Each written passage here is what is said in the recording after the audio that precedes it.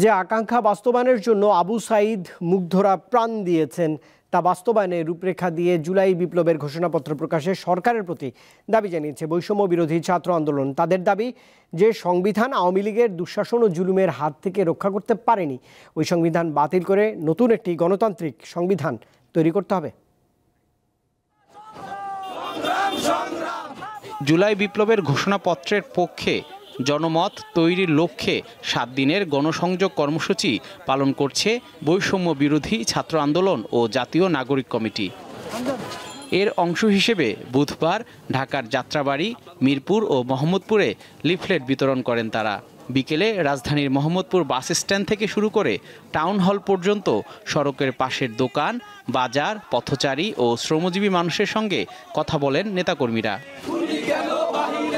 মিছিল নিয়ে ঘোষণাপত্রের পক্ষে তারা স্লোগান দিতে থাকেন। আগামীর বাংলাদেশ বিনির্মাণে সকল রাজনৈতিক দলকে ঐক্যবদ্ধ হওয়ার আহ্বান জানান তারা। সকল রাজনৈতিক দল সহ সকলে কয়েকটি পয়েন্ট এসে একত্রিত হোক, যেটার ভিত্তিতে আগামীর বাংলাদেশ বিনির্মাণ হবে। জুলাইয়ের ঘোষণাপত্রের জায়গাটা করে নিতে হবে এবং তাদের সেফটি, সিকিউরিটি এবং নিরাপত্তার জন্যই জুলাই ঘোষণাপত্র প্রয়োজন। ঢাকার পাশাপাশি বৈষম্য বিরোধী ছাত্র আন্দোলনের সমন্বয়ক হাসনাত আবদুল্লাহ কুমিল্লায় ও নরসিংদীতে জাতীয় নাগরিক কমিটির মুখ্য সংগঠক সার্জিস আলম গণসংযোগে অংশ নেন।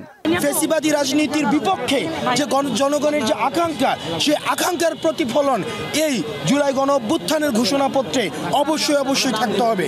আমাদের সংগ্রামের এই ইতিহাসের একটি অংশ হয়ে লিখিতভাবে সংবিধানের ডকুমেন্টেশন থাকা উচিত। জুলাই গণ অভ্যুত্থানে বৈষম্য বিরোধী ছাত্র আন্দোলনের ভূমিকার কথা স্পষ্টভাবে উল্লেখ করা সহ 7টি বিষয় অন্তর্ভুক্ত করার দাবি জানিয়ে সরকারকে 15 দিনের মধ্যে ঘোষণাপত্র জনগণের সামনে তুলে ধরার সময় বেঁধে দেন দুই মঞ্চের নেতাকর্মীরা।